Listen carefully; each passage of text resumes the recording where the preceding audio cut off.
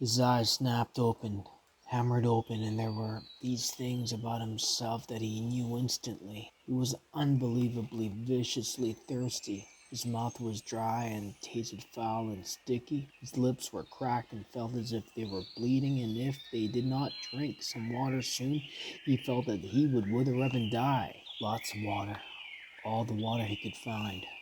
He knew the thirst and felt the burn on his face. It was mid-afternoon and the sun had come over him and cooked him while he slept, and his face was on fire, would blister, would peel, which did not help the thirst, made it much worse. Using the tree to pull himself up, there was still some pain and much stiffness, and he looked down at the lake. It was water, but he did not know if he could drink it. Nobody had ever told him if he could or could not drink lakes. There was also the thought of the pilot, down in the blue, with the plane, strapped in, the body. Awful, he thought. But the lake was blue and wet looking, and his mouth and throat raged with a thirst, and he did not know where there might be another form of water he could drink. Besides, he had probably swallowed a ton of it while he was swimming out of the plane and getting to shore. In the movies, they always showed the hero finding a clear spring with pure sweet water to drink, but in the movies they did not have the plane wrecks and swollen foreheads and aching bodies and thirst that tore at the hero until he sank. Brian took small steps down at the bank to the lake. Along the edge, there were thick grasses, and the water looked a little murky, and there were small things swimming in the water, small bugs. There was a log extending about 20 feet out into the water of the lake. A beaver dropped from some time before, with old limbs sticking up, almost like handles. He balanced on the log, holding himself up with the limbs, and teetered out past the weeds and murky water. When he was out there where the water was clear and he could see no bugs swimming, he keeled on the log. When he was out where the water was clear and could see no bugs swimming, he kneeled on the log to drink. A sip, he thought, still worrying about the lake water. I'll just take a sip. But when he brought a cupped hand to his mouth and felt the cold water trickle past his crackled lips and over his tongue, he could not stop. He had never, not even on long bike trips in the hot summer, been this thirsty. It was as if the water were more than water, as if the water had become all of life, and he could not stop. He stooped and put his mouth to the lake and drank, pulling it deep and swallowing great gulps of it. He drank until his stomach was swollen, until he nearly fell off the log with it. Then he rose and staggered, tripped his way back to the bank, where he was immediately sick and threw up most of the water, but his thirst was gone, and the water seemed to reduce the pain in his head as well, although the sunburn still cooked his face.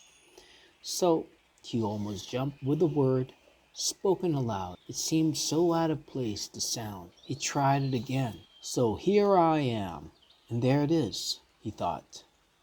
For the first time since the crash, his mind started to work. His brain triggered and he began thinking, here I am. And where is that? Where am I? He pulled himself once more up the bank to the tall tree without branches and sat again with his back against the rough bark. It was hot now, but the sun was high and to his rear, and he sat in the shade of the tree in relative comfort. There were things to sort out. Here I am, and that is nowhere. With his mind open and thoughts happening, it all tried to come in with a rush. All of what had occurred, and he could not take it. The whole thing turned into a confused jumble, and that made no sense. So he fought it down and tried to take one thing at a time. He had been flying north to visit his father for a couple of months in the summer, and the pilot had a heart attack and had died, and the plane had crashed somewhere in the Canadian North Woods. but he did not know how far they had flown or in what direction or where he was. Slow down, he thought. Slow down more. My name is Brian Robinson, and I am 13 years old, and I am alone in the North Woods of Canada. All right, he thought. That's simple enough. I was flying to visit my father, and the plane crashed and sank in a lake. There, keep it that way. Short thoughts. I do not know where I am, which doesn't mean much. More to the point, they do not know where I am. They, meaning anybody who might be wanting to look for me. The searchers. They would look for him, look for the plane. His father and mother would be frantic. They would tear the world apart for him. They would tear the world to find him. Brian had seen searches on the news, seen movies about lost planes. When a plane went down, they mounted extensive searches, and almost always they found the plane within a day or two. Pilots all filed flight plans, a detailed plan for where and when they were going to fly, with all the courses explained. They would come, they would look for him. The searchers would get government planes and cover both the sides of the flight plan filed by the pilot and search until they found him. Maybe even today. They might come today. This was the second day after the crash. No, Brian frowned. Was it the first day or the second day? They had gone down in the afternoon, and he had spent the whole night out cold. So this was the first real day. But they could still come today. They would have started the search immediately when Brian's plane did not arrive. Yeah, they would probably come today. Probably come in here with amphibious planes, small bush planes with floats that would come land right here on the lake and pick them up and take them home. Which home? The father home or the mother home? He stopped the thinking. It didn't matter. Either on his dad or back to his mother. Either way, he would probably be home by late night or early morning. Home where he could sit down in a large, cheesy, juicy burger with tomatoes and double fries with ketchup and a thick chocolate shake. And there came hunger. Brian rubbed his stomach. The hunger had been there, but something else. Fear, pain had held it down. Now, with the thought of the burger, the emptiness roared at him. He could not believe the hunger. Had never felt it this way. The lake water had filled his stomach but left it hungry. And now it demanded food, screamed for food. And there was, he thought, absolutely nothing to eat. Nothing.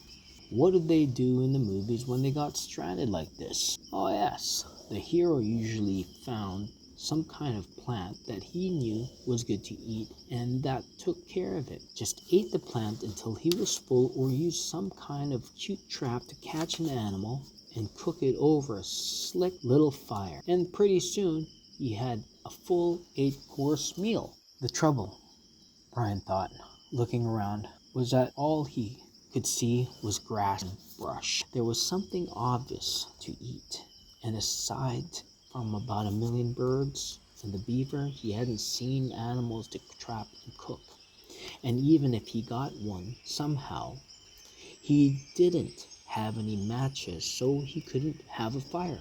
Nothing. He kept coming back to that. He had nothing. Well, almost nothing. As a matter of fact, he thought, I don't know what I've got or haven't got. Maybe I should try and figure out just how I stand. It'll give me something to do. Keep me from thinking of food until they come to find me. Brian had once an English teacher, a guy named Perpich, who was always talking about being positive.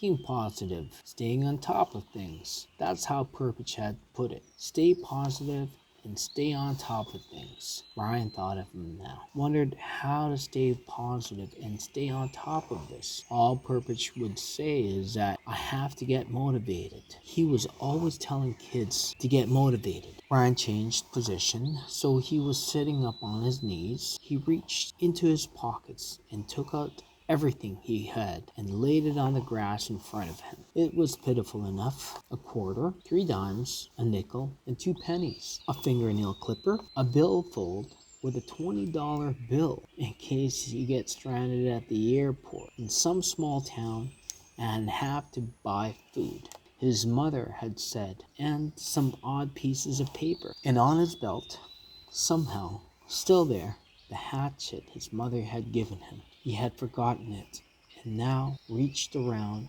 and took it out and put it in the grass. There was a touch of rust already forming on the cutting edge of the blade, and he rubbed it off with his thumbs. That was it. He frowned. No, wait. If he was going to play the game, might as well play it right. Purpich would tell him to quit messing around. Get motivated. Look at all of it. Robinson, he had on a pair of good tennis shoes, now almost dry, and socks, and jeans, and underwear, and a thin leather belt, and a t-shirt with a windbreaker so torn hung on him it tatters, and a watch. He had a digital watch still on his wrist, but it was broken from the crash, the little screen blank, and he took it off and almost threw it away, but stopped the hand motion and laid the watch on the grass with the rest of it. There, that was it. No, wait. One other thing. Those were all the things he had, but he also had himself. Purpich used to drum that into them. You are your most valuable asset. Don't forget that. You are the best thing you have. Ryan looked around again. I wish you were here, Purpich. I'm hungry and I'd trade everything I have for a hamburger. I'm hungry. He said it out loud. In normal tones at first, then louder and louder until he was yelling it. I'm hungry! I'm hungry! I'm hungry!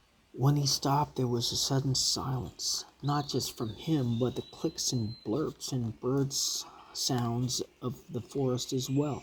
The noise of his voice had startled everything, and it was quiet. He looked around, listened with his mouth open, and realized that in all his life, he had never heard silence before.